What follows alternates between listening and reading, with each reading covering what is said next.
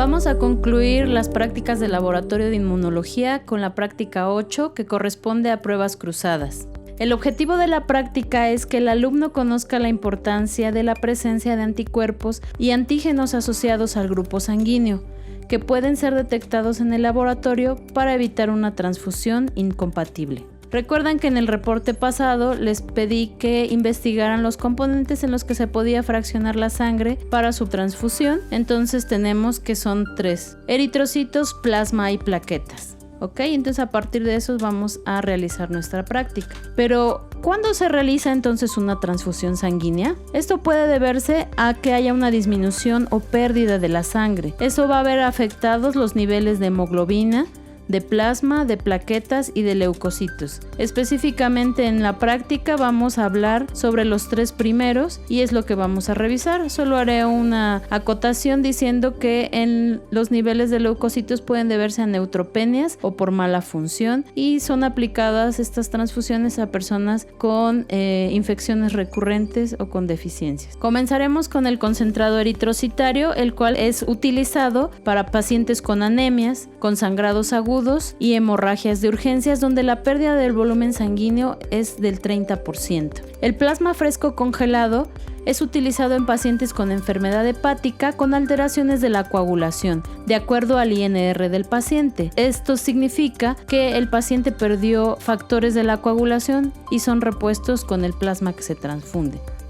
También en pacientes con sobredosis de anticoagulantes cumarínicos, como en el caso de la warfarina, y depresión de los factores de la coagulación en pacientes que reciben grandes volúmenes de transfusión. También cuando hay coagulación intravascular diseminada y la púrpura post-transfusión.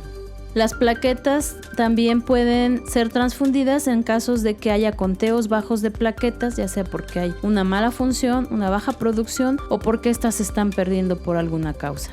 En el laboratorio de banco de sangre se realiza un procedimiento que se llama plaquetoaféresis. Este consta de una máquina que tiene una centrífuga y va a obtener un concentrado de plaquetas, más o menos alrededor de 8 concentrados plaquetarios son lo que se obtiene, y se llena en una bolsa junto con el plasma. El fundamento de la técnica es demostrar a través de una prueba de aglutinación la presencia de una reacción inmunológica de rechazo o incompatibilidad a través de la unión de antígenos eritrocitarios y anticuerpos en el plasma de receptores y donadores. Es importante decir que la sangre transfundida debe tener los mismos antígenos de sus glóbulos rojos. Si recibe una transfusión de sangre con antígenos diferentes a los suyos, su sistema inmunitario destruirá los glóbulos transfundidos. Esto se conoce como una reacción a la transfusión y puede causar enfermedades graves o incluso la muerte. Esta es la razón por la cual la compatibilidad del grupo sanguíneo es tan importante. Nuestra práctica comienza con la tipificación del grupo sanguíneo. Entonces, volvemos a recordar que lo que nosotros vamos a hacer es buscar que tanto receptor como donador tengan el mismo grupo sanguíneo. En esta tabla podemos observar diferentes tipos de sangre y vamos a demostrar los antígenos presentes en la membrana de los eritrocitos y los anticuerpos que podemos encontrar tanto en plasma como en suero. En la primera imagen podemos observar que el grupo sanguíneo es un grupo A positivo. Por lo tanto, en la membrana del eritrocito vamos a encontrar antígeno A, que está representado por el triangulito azul, y el antígeno RH representado por el círculo amarillo. Por lo tanto, en el plasma vamos a encontrar el anticuerpo que va a ser contrario al antígeno que nosotros tenemos y vamos a tener entonces el anticuerpo B. Lo mismo sucede con las otras imágenes. Voy a especificar en el grupo O, que es O negativo. Podemos observar que en la membrana no hay ningún antígeno, por lo tanto en el plasma vamos a encontrar todos los anticuerpos. Recordemos que para realizar nuestro grupo sanguíneo hicimos una suspensión de eritrocitos al 5%. Para prueba cruzada debemos hacer lo mismo. Entonces, en la imagen se muestra un tubo con EDTA, el cual vamos a meter a centrifugar para poder separar tanto los eritrocitos como el plasma. Entonces, las pruebas cruzadas vamos a tener la prueba mayor y la prueba menor. El objetivo de las pruebas cruzadas es investigar anticuerpos específicos. La prueba cruzada se divide en 3 partes. La prueba mayor, que contiene eritrocitos del donador, plasma del receptor. Y la prueba menor, que contiene plasma del donador y eritrocitos del receptor. Las pruebas cruzadas tienen su fundamento en la prueba de Coombs. La prueba de Coombs directa lo que hace es buscar anticuerpos adheridos a los eritrocitos. Esto sucede, por ejemplo, en una anemia hemolítica. Entonces vamos a buscar autoanticuerpos. Se agrega entonces el reactivo de Coombs y se va a observar la aglutinación, la cual nos va a poner de manifiesto que hay autoanticuerpos en el hematíe. La prueba de Coombs indirecta lleva a la investigación de anticuerpos en el suero del receptor. Entonces se ponen los eritrocitos del donador y se observa si hay reacción cuando se agrega el reactivo de Coombs. Si hay aglutinación positiva, me va a decir que el receptor tiene anticuerpos contra los eritrocitos del donador. Entonces vamos a tener rotulados nuestros tubos con prueba mayor, prueba menor y el autotestigo. El autotestigo nos va a servir para detectar que no haya autoanticuerpos. Este va a llevar suero del receptor con eritrocitos del receptor. De acuerdo a nuestro manual de laboratorio y la práctica, tenemos que vamos a hacer nuestras pruebas cruzadas en fase salina y en albúmina. Entonces viene ahí descrito qué es lo que se debe de agregar a cada tubo. Debemos incubar ambos juegos de tubos a 37 grados centígrados por 30 minutos, a centrifugar a 2000 revoluciones por minuto por 1 minuto. Y después de eso vamos a lavar 3 veces con solución salina para que los anticuerpos que no se hayan adherido al eritrocito puedan ser eliminados. Una vez hecho esto, se le va a agregar la antiglobulina, que es el reactivo de Coombs, y si hay aglutinación, entonces se dice que es incompatible. En el laboratorio hay equipos automatizados que realizan todo esto que nosotros habríamos hecho en tubo. Entonces el tubo morado se centrifuga, se separa tanto el plasma como el paquete globular o los eritrocitos. Entonces el tubo morado se centrifuga, lo que va a hacer que vamos a tener 2 fases, los eritrocitos en la parte de abajo y el plasma en la parte de arriba. El equipo uno lo programa para prueba mayor o prueba menor y él toma lo que necesite. Si necesita plasma, entonces la aguja toma solamente la parte de arriba. Si necesita eritrocitos, entonces se va hasta el fondo. Y este equipo realiza desde lo que es el grupo sanguíneo, que lleva también el autotestigo al final, hasta la prueba de Coombs, que es la que tenemos en la imagen del centro. Ya tiene ahí adherido el reactivo de Coombs, que es lo que observamos en verde. Y la última tarjeta es para anticuerpos, un panel de anticuerpos irregulares. Ya en la interpretación, lo que nosotros buscamos es observar la aglutinación. ¿De qué va a depender la aglutinación? Ya les había comentado que era la formación de grumos, pero esta va a depender de la cantidad de anticuerpos presentes en el suero o plasma y de la avidez que tengan estos anticuerpos hacia los eritrocitos, ¿ok? Entonces podemos observar aglutinaciones variables desde 2, 3, 4 cruces hasta una cruz, ¿sí?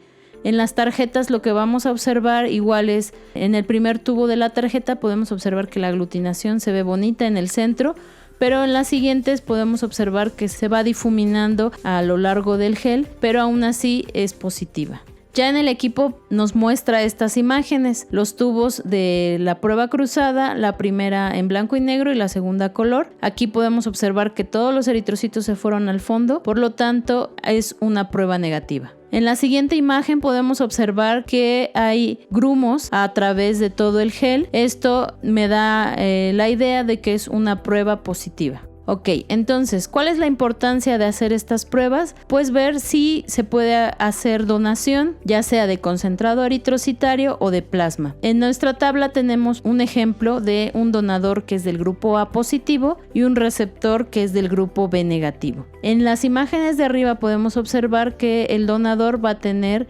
antígenos A y RH y en el plasma vamos a tener anticuerpos anti-B. El receptor es B negativo, por lo tanto solamente voy a tener antígenos B.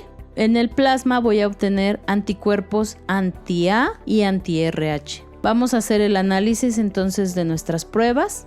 En la prueba mayor vamos a poner los eritrocitos de nuestro donador y el plasma de nuestro receptor. En nuestra prueba menor vamos a obtener el plasma del donador y los eritrocitos del receptor. Vamos a hacer el análisis. Si en nuestra prueba mayor vamos a colocar los eritrocitos del donador, vamos a buscar cuáles son los antígenos que están en nuestro eritrocito.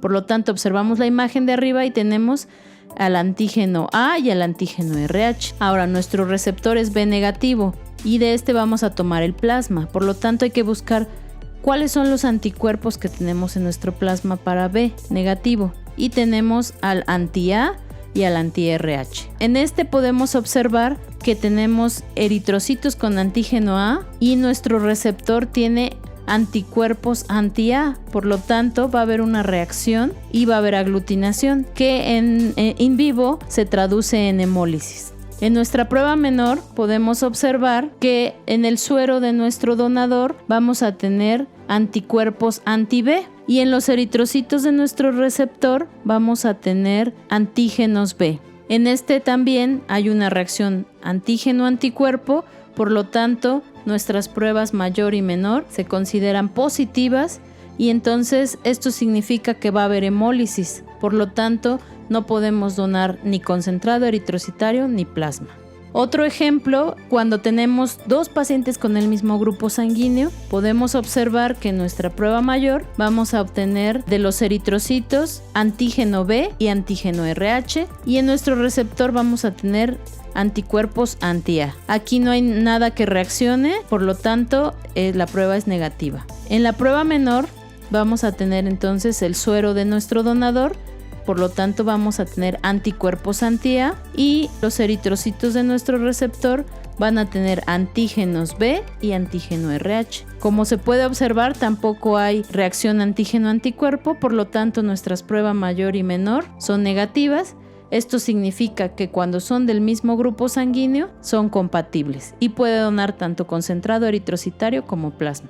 Como conclusiones tenemos que la presencia de aglutinación en nuestros tubos o tarjetas nos indica una prueba cruzada positiva. Esto va a demostrar la unión de los antígenos eritrocitarios con los anticuerpos en el plasma, tanto del donador como del receptor. La prueba mayor positiva indica que el receptor no puede ser transfundido con los eritrocitos del donador, ya que el receptor contiene anticuerpos contra los antígenos eritrocitarios del donador. La prueba menor positiva indica que el receptor no puede recibir plasma del donador, ya que el donador tiene anticuerpos que reaccionan con los antígenos eritrocitarios del receptor. Una prueba cruzada negativa indica que tanto donador como receptor son compatibles y por tanto la transfusión sanguínea puede realizarse. Una prueba de autotestigo positiva puede indicar la presencia de autoanticuerpos debido a una enfermedad autoinmune. El médico tratante es el responsable de solicitar al laboratorio de banco de sangre los componentes a transfundir en base al diagnóstico establecido y el análisis del riesgo-beneficio del procedimiento. Les dejo las referencias empleadas para esta presentación, así como su cuestionario, y les informo que para la práctica número 9 vamos a hacer una revisión de un artículo. Les pido por favor que realicen un mapa conceptual y con esto estaríamos concluyendo el laboratorio de inmunología. Gracias.